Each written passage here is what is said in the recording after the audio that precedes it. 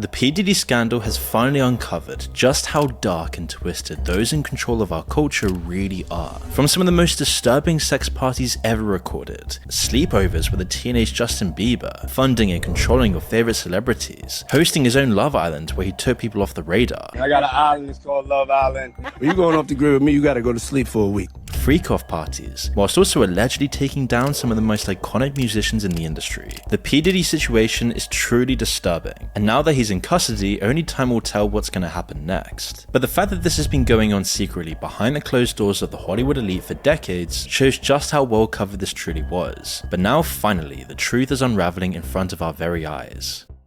PDiddy needs hardly any introduction. Before he was infamous for his crimes, he was at the top of society. He rubbed shoulders with some of the most powerful celebrities in the world. He knew everyone in the music industry, from Jay-Z, Beyonce, Snoop Dogg, to Biggie Smalls, and even Justin Bieber. However, this recent case has exposed how truly twisted the celebrity elites truly are. The investigation began initially in November 2023 by Sean's ex-girlfriend, Cassandra Cassie Ventura. She accused him of misconduct and filed a lawsuit. Cassandra and PDiddy then settled out of court the very next day, and one of his lawyers, Ben Brafman, was clear that it was by no means an admission of wrongdoing. PDiddy then released a statement wishing Cassandra the best in order to further support the idea that he was innocent, but guilty or not, it certainly left a stain on his name. Cassandra then released a statement thanking her friends and family for their support, and the settlement amount was left undisclosed. It seemed to be a case closed, done and dusted job, or at least that's what he thought. Little did PDiddy know that this would be the beginning of the end for him, and would start the ball rolling with many accusations and investigations that would lead to his demise. A further 2 lawsuits were then filed, with accusations of abuse and sexual assault by 2 other women. Joy Dickerson claimed that in 1991, when she was just a 19-year-old college student, PDiddy had drugged her after a date and sexually assaulted her in her home. Liza Gardner was the next victim to come forward, claiming she and a friend were drugged and put in separate rooms where at first, PDiddy and then Aaron Hall would do awful sexual acts against them. She then found out her friend had the exact same treatment as well, as it seems like they both took turns doing these awful crimes against these girls. Liza was just 16 at the time, and then a few days later, PDiddy pitched up at her house and assaulted her again, this time choking her until she passed out, as he was irritated at the thought that Liza might mention this to his girlfriend. Then in December 2023, another person came forward with more accusations aimed at him. She claimed that she had been gang raped and sex trafficked. She said that Harvey Pierre, who was the president of Combs Bad Boy Records, flew her from Detroit to New York in 2023. However, while with them, a third man joined PDiddy and Pierre and